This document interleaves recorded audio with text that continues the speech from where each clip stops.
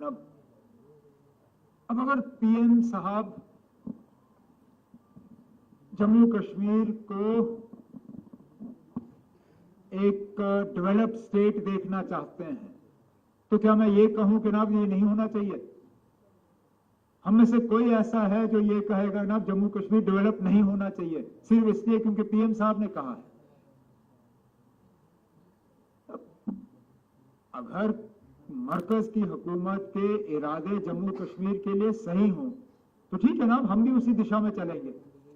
लेकिन ये बजट जो है ये गवर्नमेंट ऑफ इंडिया की बजट नहीं है, ये जम्मू कश्मीर के लोगों की बजट है। इस बजट को बनाने के लिए कितनों से मशवरे हुए, एक एक एमएलए, पहली मर्तबा इस मुल्क में ऑनरेबल एमएलएज को बजट फॉर्मेशन के कंसल्टेशन के प्रोसेस में शामिल किया गया, उनसे उनकी राय मांगी गई, उनके सुझाव मांगे गए।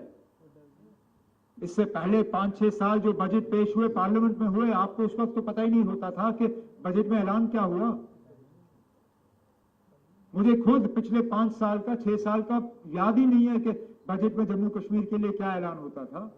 आज जम्मू कश्मीर के बजट पे आप लोग तबसरा कर रहे हो, डिस्कशन कर रहे हो, हमसे सवाल पूछ रहे हो।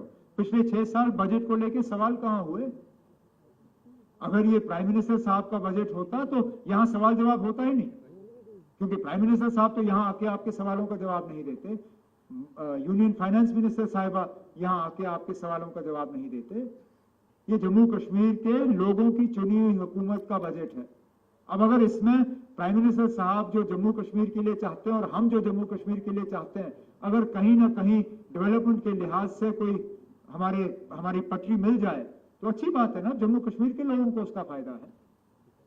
Is something that needs improvement. It is work in progress. Already improvement on the highway between Chennai and Kishtwar is going on. Work on some tunnels, road widening, that is an ongoing process.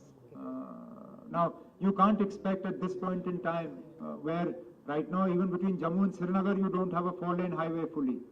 So to expect that I'll be able to announce 4-lane highway between Chennai and Kishtwar is perhaps expecting too much. But if you even have a wide enough and a good quality road at this point in time, that's enough. Now, yes, it's a fact that most of the capacity that we have on hydroelectricity is on Chenab River, but we will endeavor to exploit that to its fullest. We listed out some projects that are in the pipeline. I consider it a matter of my own good fortune that these projects were conceptualized and actual work on these started when I was previously Chief Minister. The Chenab Valley Power Development Corporation was set up when I was previously CM.